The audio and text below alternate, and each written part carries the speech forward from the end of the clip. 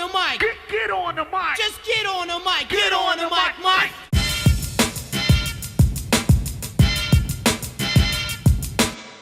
Hey everybody, what's going on? And welcome to Get on the Mic. That's where you put me in front of a microphone with a few notes, and I talk about some of the more interesting things that have happened in the world of entertainment this week, or just anything else I feel like talking about. Before I begin with this packed program, I want to talk to you about my partnership with the DNA Digital Network.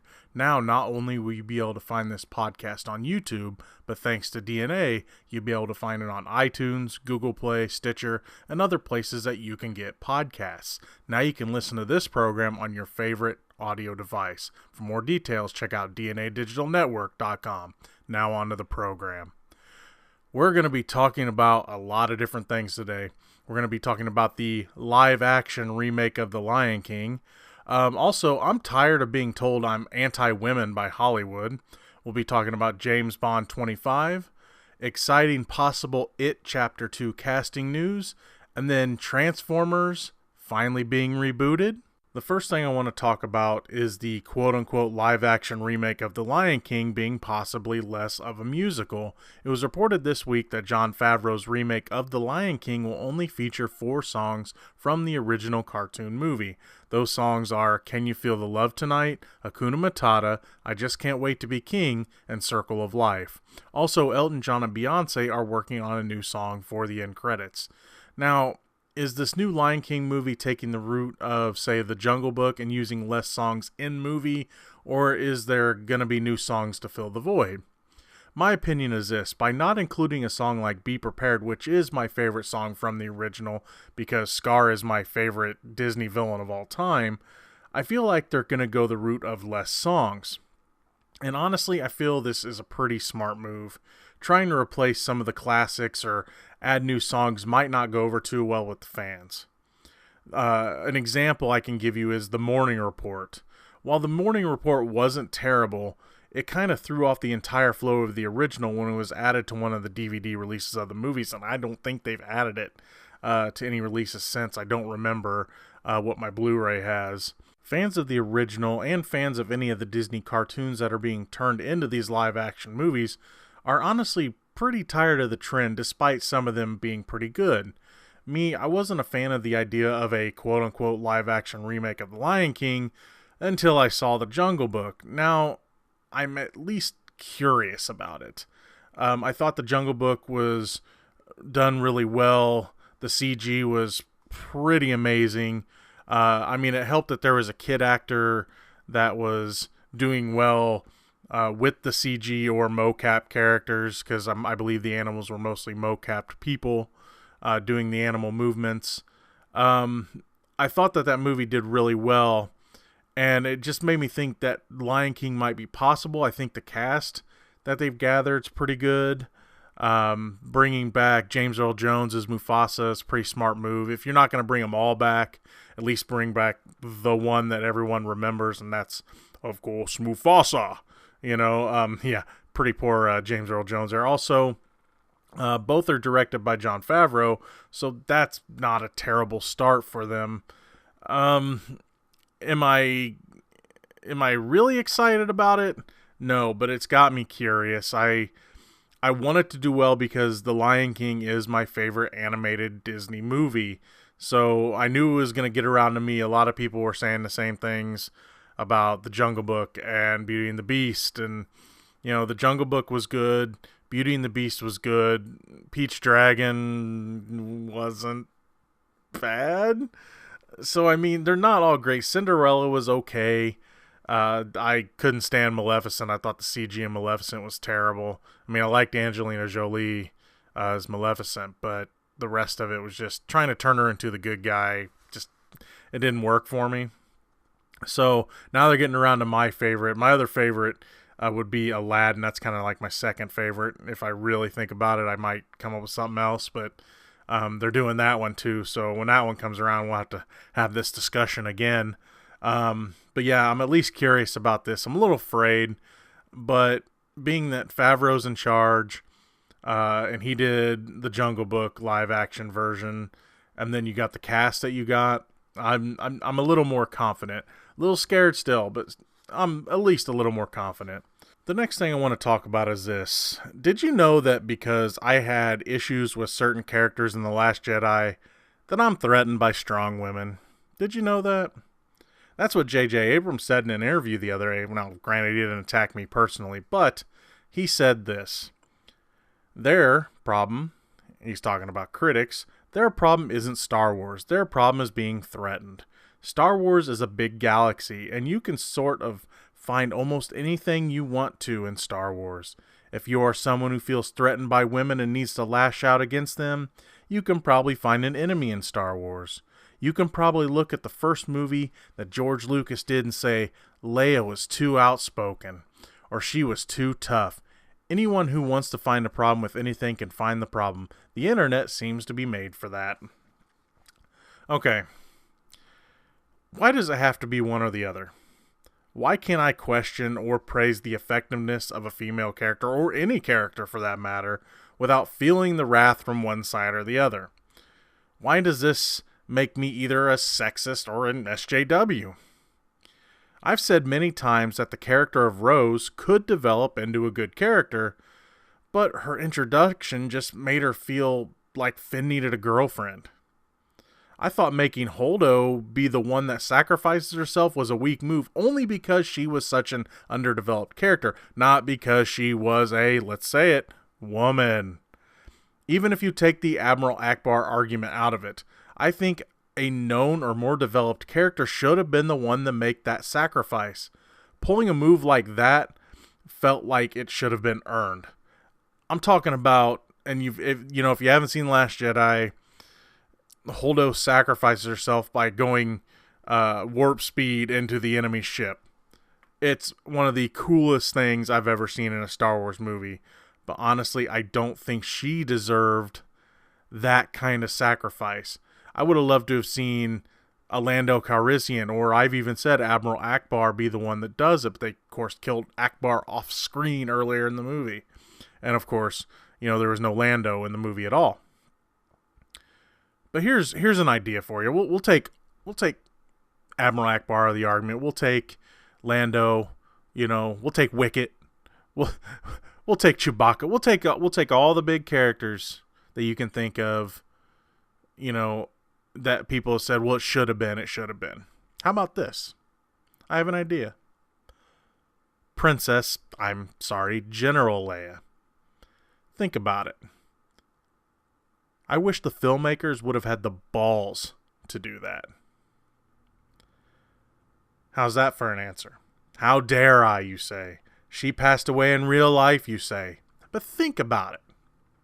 How badass would it have been for one of the strongest female movie characters in history? That's my quote. That's right. I said it, JJ, and all you idiots that judge every critic when we question your characters. If any character earned a glorious sacrificial death, especially a badass one that they wasted on Holdo, it should be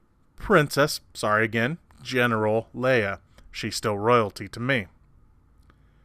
How am I threatened by strong women when I said in my review that Rey only improved as a character in The Last Jedi from her introduction in The Force Awakens, which, by the way, a lot of people thought she was way too powerful, too quick, JJ.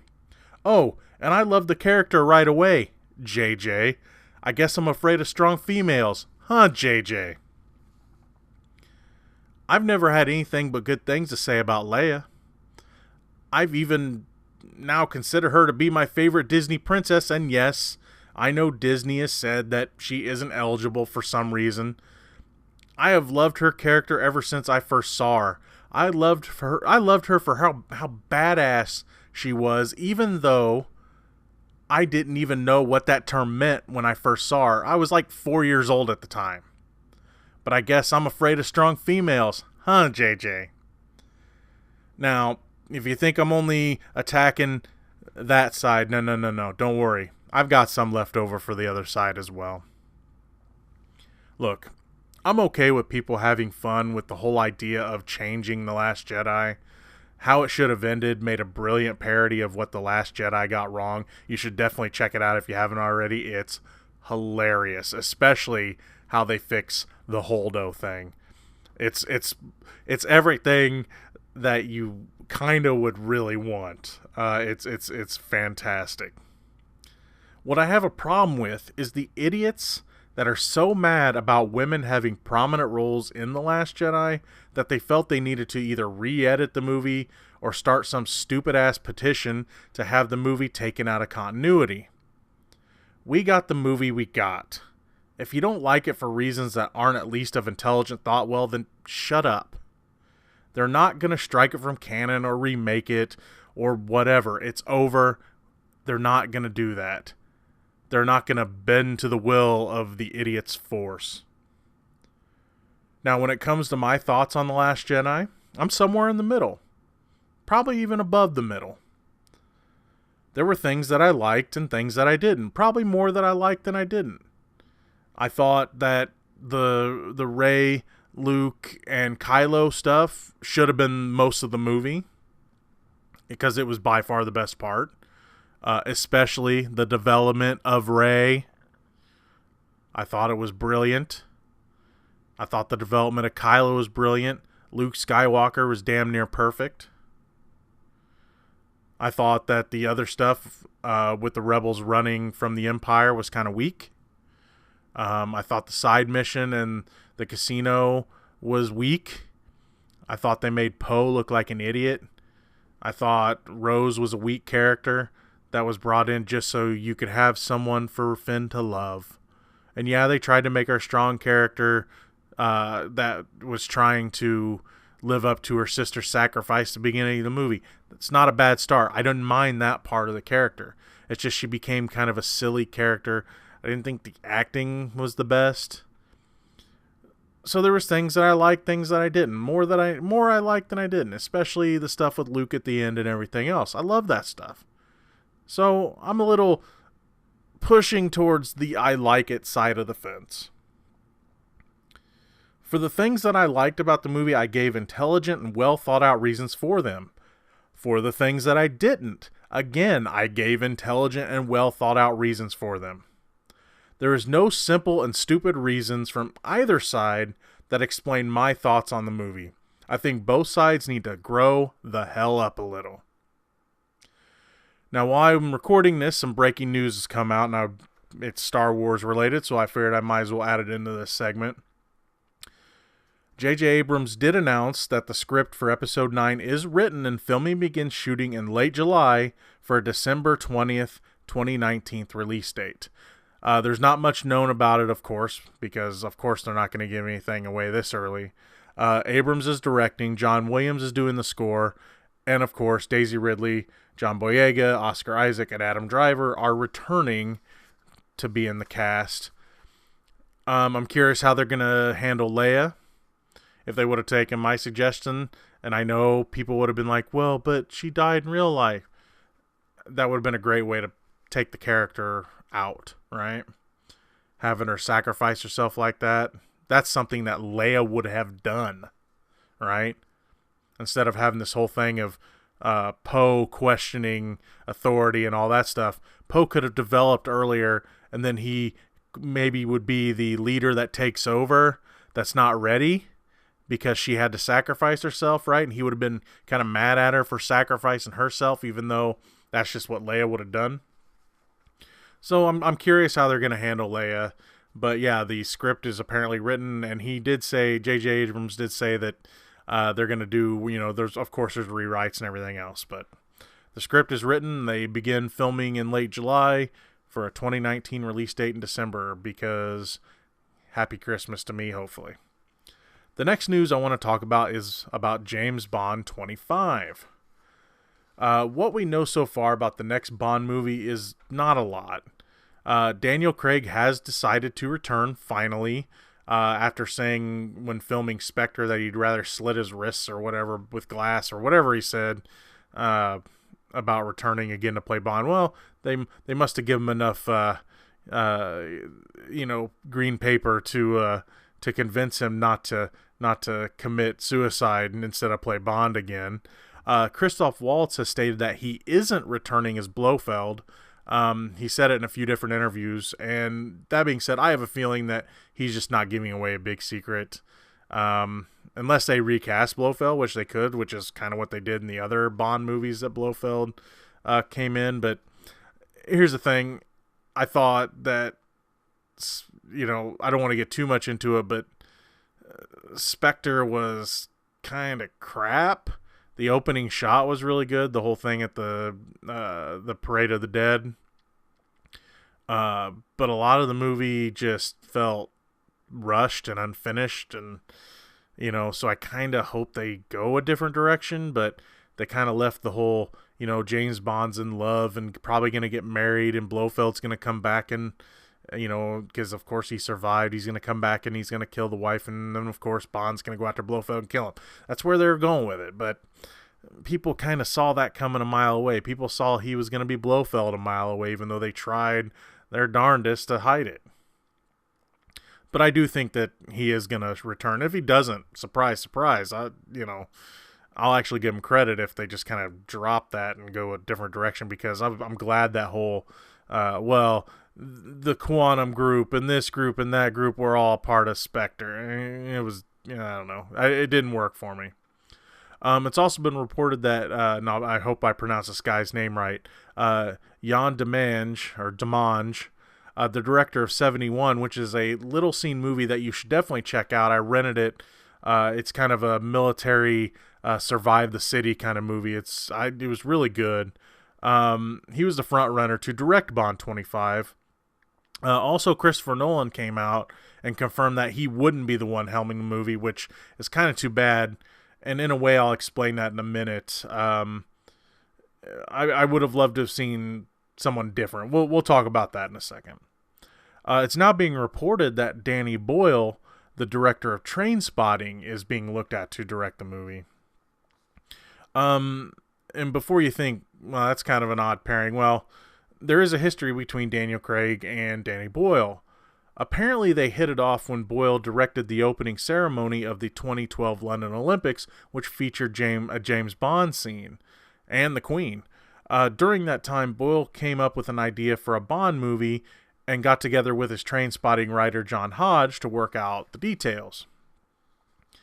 Now, the producers have to decide which script they want to go with, either this new one or the one that they already have, which was written by Neil Purvis and Robert Wade, who wrote Casino Royale and Skyfall, so that's good.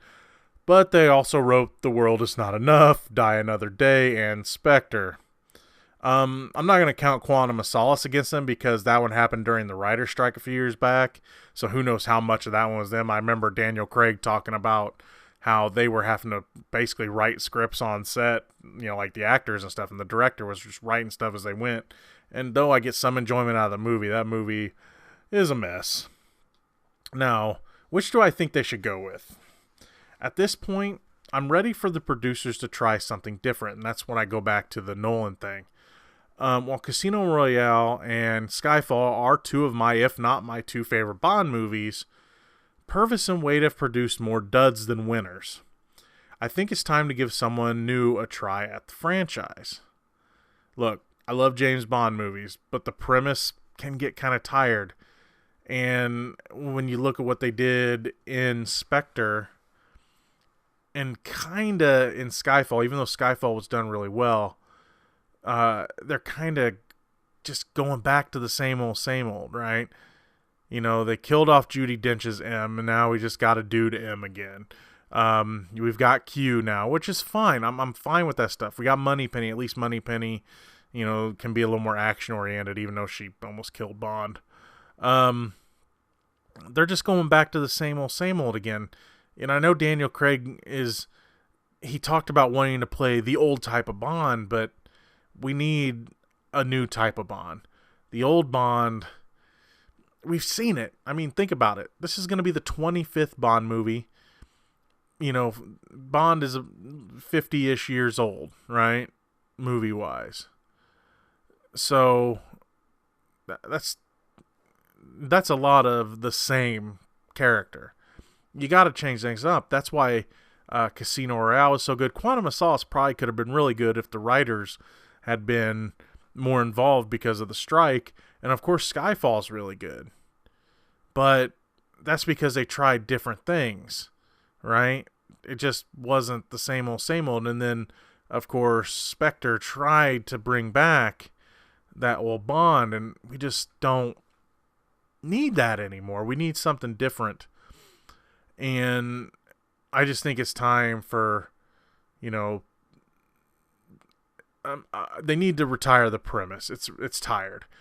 I think that new blood could bring in new ideas. New ideas could bring good movies. You got to try something different. And I'm not gonna get into the whole, well, should James Bond be Jane Bond, or should James Bond be Idris Elba or whatever. Which, whatever they try. When it comes to certain characters like James Bond, I mean, you've got some leeway, but do you want to change him too much? I mean, I'd rather see something like Atomic Blonde than a female James Bond. Atomic Blonde was pretty much a female James Bond, and I love that movie. I don't know why people rip on that movie. I think it's great. So if you haven't seen Atomic Blonde, check out Atomic Blonde. Would I be fine with Idris Elba as Bond? Sure. But the reasons that people want him are just, well, we need to change James Bond. No, it's make him Bond because he's right for the job. A lot of people, and do I think he has the acting pedigree to be Bond? Damn right he does.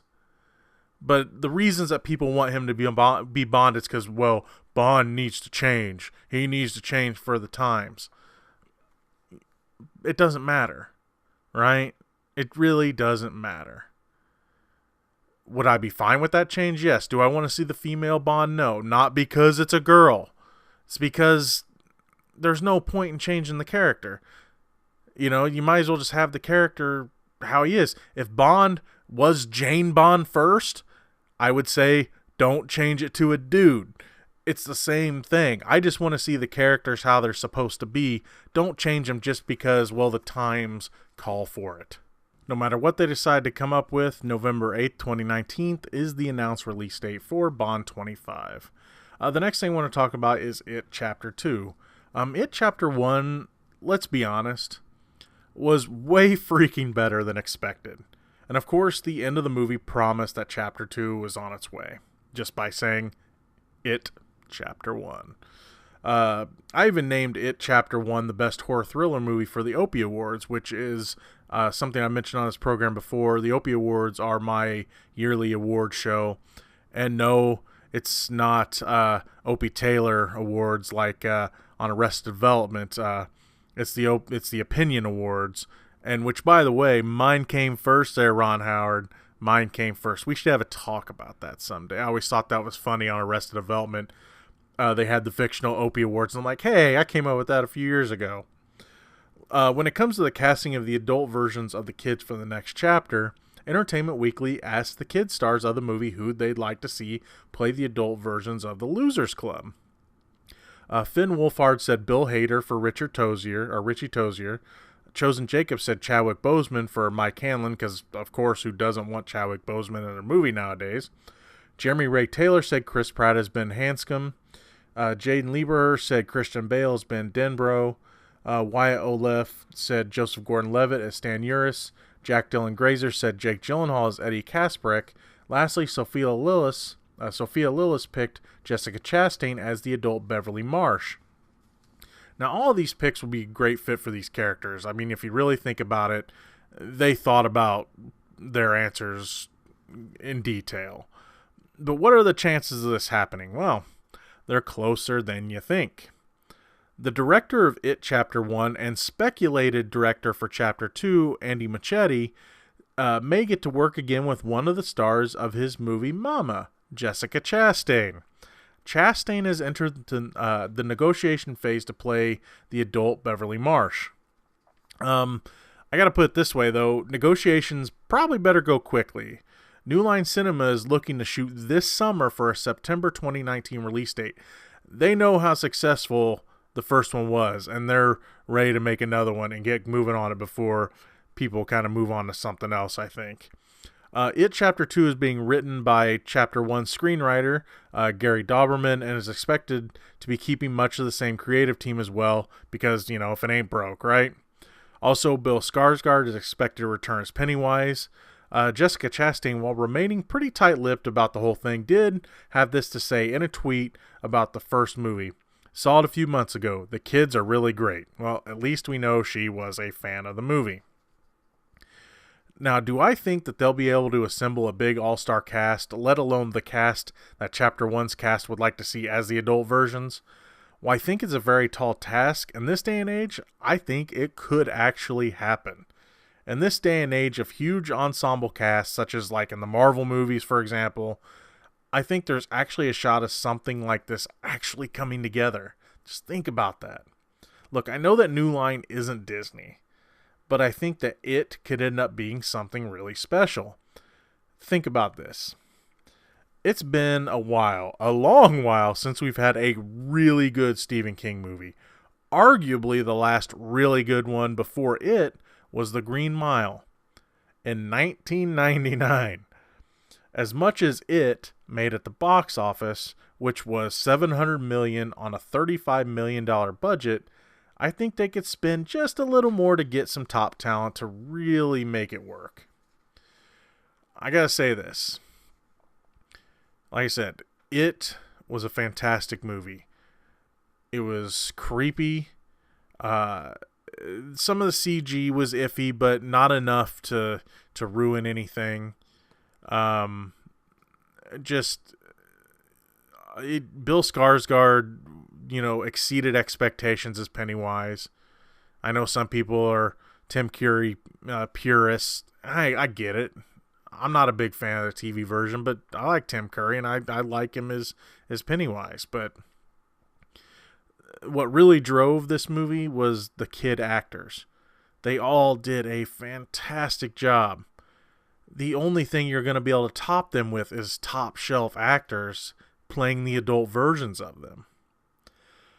So hopefully New Line, out of artistic view versus greed, spend a little more money, get top shelf talent, and really make it something special. That's what I want to see from Chapter 2. This next thing I want to talk about, I'll just say it like this. Good effing riddance, Michael Bay. Though I'd probably say that every day if I had the chance, I actually have a reason to say it today. We've known for a while that Michael Bay wasn't going to direct the next Transformers movie, and he said, quote, "These movies that I've done, they are massive movies. They take a lot out of you," Bay said when asked if he was finally for real this time stepping away from the Transformers franchise. "I've done it enough, and I've had a great time doing it. I'm going out with a bang on this one." Big shock. "And I feel like you gotta go out while you're ahead, I can't even say that with a straight face. "I think I've had a good run, and I've got a lot of other movies I want to do." Of course he said things like this before, but then came back and gave us a new movie, a new Transformers movie, somehow, some way, even more terrible than the one before it.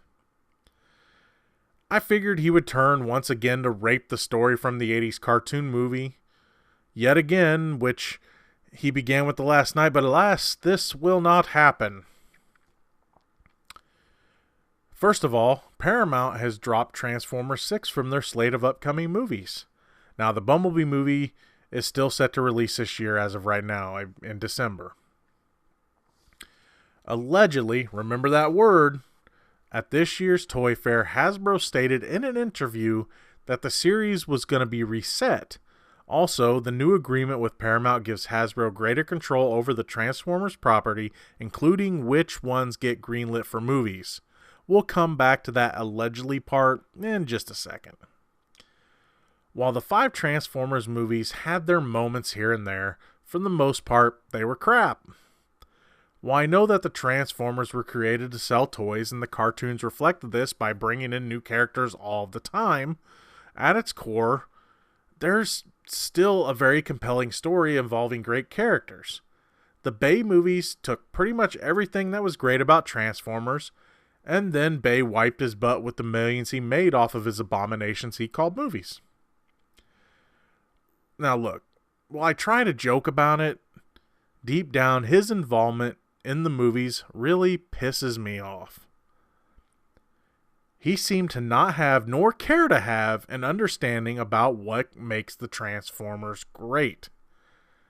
They are more than just big, dumb, racist, misogynistic, sexist car commercial military recruitment tools. I know you can't see this, and that douchebag Michael Bay will probably never hear this, but I'm giving you the double birds right now. I know that it's just a small gesture of how I really feel about your handling of the franchise, but it's a start.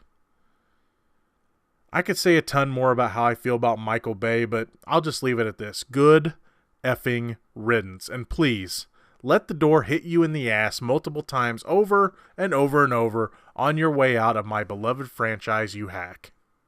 I know, tell me how you really feel, right? As for the Bumblebee movie, I'm actually kind of looking forward to it. It's set in the 80s. Well, that's a good start. Bumblebee is actually a VW bug. Keep going. It stars Haley Steinfeld and John Cena. I'm still listening. I like Haley Steinfeld. I'm sure John Cena fit right into this. It's not directed by Michael Bay, but by Kubo and the Two Strings director Travis Knight. Sold. Look, who knows that this movie will still tie into the Bay movies or something new, but not having Bay involved is about as good a start as you're going to get. Now, back to that allegedly part. An unnamed Hasbro brand manager has now come out and denied the Transformers reboot statement from the Toy Fair. He said, "Don't believe what you hear, don't worry." Well, we are kind of worried because, we don't want any more Michael Bay Transformers movies. So which is it? Why would they backtrack or flat out deny this? Could it be to keep people's interest in the Bumblebee movie? Do they think people won't go see it if they know its story really won't go anywhere? Or are the four Transformers movies that they announced a while back really still going to happen? I remember they were talking about, well, we're doing, 5 more, and that was before The Last Night came out. I honestly think that someone just let the reboot news slip a little too early, and they're just trying to cover their butts. If they continue with this current plot line that started in The Last Night, the franchise as a whole is just going to get worse. There's no way they can make it better. They're just insulting now. I'd rather see them start over and try to give the fans of the franchise what they really want from it. Not the BS that Bay gave us for over a decade. I'd like to see them also reboot things like G.I. Joe and go ahead with the rumored crossover movies and stuff. It's better than what we're getting now. I think they have a huge opportunity here to right a lot of wrongs. Hasbro, Paramount, don't F it up. Please. And now on to quick hits. I'll talk more about this next week in a bigger part of the podcast, but I'm really excited to hear that the planned Dungeons & Dragons movie will be set in the Forgotten Realms world.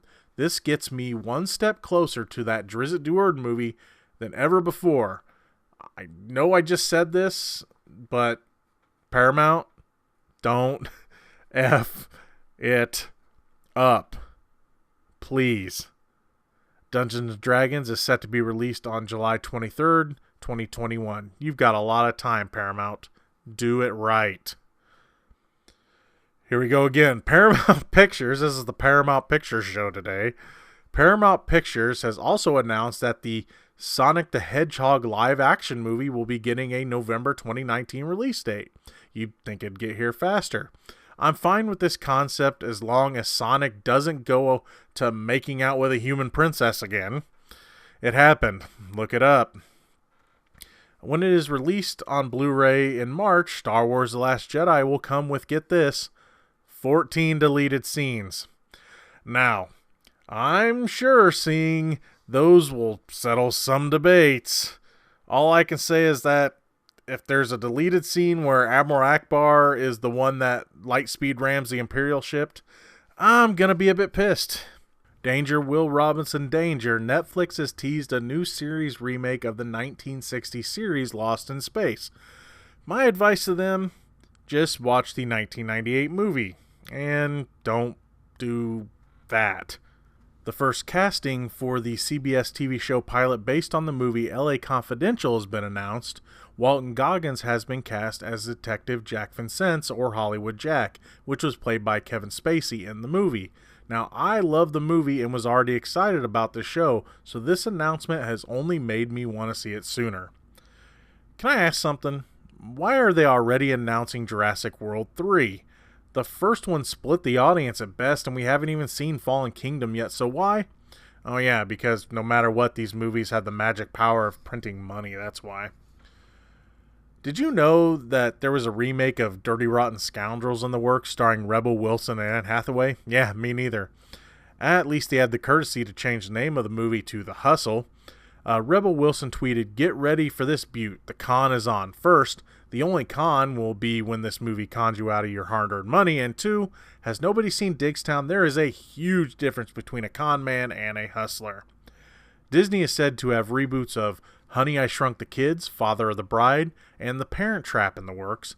Between all the live-action remakes, reboots, Marvel movies, Star Wars movies, Pixar movies, and other Disney properties, eventually there's going to be a Disney movie coming out every freaking week of the year forever. In other Disney news, when their new streaming service finally comes to fruition, The Muppets will be one of the new TV shows to air on it. It will be joined by a planned Star Wars TV show, a TD adaptation of The Mighty Ducks, a Monsters, Inc. show, and other programs. With this announcement and the story before this, it looks like Disney is not only going to take over all visual media, but the world, and we, myself included, are going to pay them for it. That's all I got for this week for Get on the Mic. I want to draw your attention to these different things. First, the Geek Be Cubed YouTube channel. That's where you can find the GB3 bi-weekly podcast. That's where me and my buddy Heisenerd talk about all things geek, whether it be games, movies, tech, whatever we feel like talking about. I'd also like to draw your attention to my buddy Heisenerd's channel. He does gaming live streams, let's plays, among other things, and he also has a YouTube podcast called Heisenerd Speaks. Soon, along with the GB3 podcast, we're going to be working on some more projects together in the near future. I think we're going to work on some Let's Plays and for his side, and we're going to do some movie reviews for my side. So some more things are coming to the Geek Be Cubed channel. The Geek Be Cubed podcast and Heisenerd podcast will be joining me on the DNA Digital Network. You'll be able to get all three podcasts on your favorite devices using iTunes, Google Play, Stitcher, and more. You'll be able to find them on YouTube as well, so if this is the way you like to watch it, well, it's still going to be there for you. For more information on these shows, the DNA Digital Network, and more, make sure to check out dnadigitalnetwork.com. Also, again, as usual, I want to thank the people that took the time to subscribe to my channel. I have to announce that I didn't make the YouTube cut. I was about 900 hours total short for the year. But the ground that I gained in the short amount of time, though, was pretty amazing. So I want to thank everyone that has supported me for a long time, plus all the new people that have come to the channel. The support you've given me just means everything to me. I'm not giving up. I want to see how fast I can get those 900 hours just so I can say, hey, YouTube, you got to look at me again. I'm hoping to get it within a month. We'll see how it goes. I'm hoping a lot sooner than that. But, I just want to tell everyone that on YouTube, support the little guys and gals busting their butts out there. There's all sorts of them out there that are doing better things than some of the crap that gets subscriptions and views out there. Now, I'm not saying a lot of the big, all the big channels are bad, but there's YouTube channels out there that are making money by just stealing other people's content. They'll record someone's podcast or someone's show or whatever, and just post it up as their own, and they're making money on it. And YouTube's not stopping that. You'd think that would be a whole copyright thing or just theft. And, so that stuff's getting money, and that stuff's getting, the views and everything. And, the little guys like me and the others that are out there, who, want to try to get a little support from YouTube, well, we're not important enough. We don't get enough views. So I always found that, I don't know if hypocritical is the word, but just kind of lazy on YouTube's part. They're allowing some of this other stuff to happen. And like I said, the big YouTubers that gotten big, I won't say all of them deserve it, because they don't. But there are some out there that really deserve it. There's some out there that are doing really well that deserved it and deserve what they got. But for us little guys, we need all the help we can get, and we need to support each other as much as we can.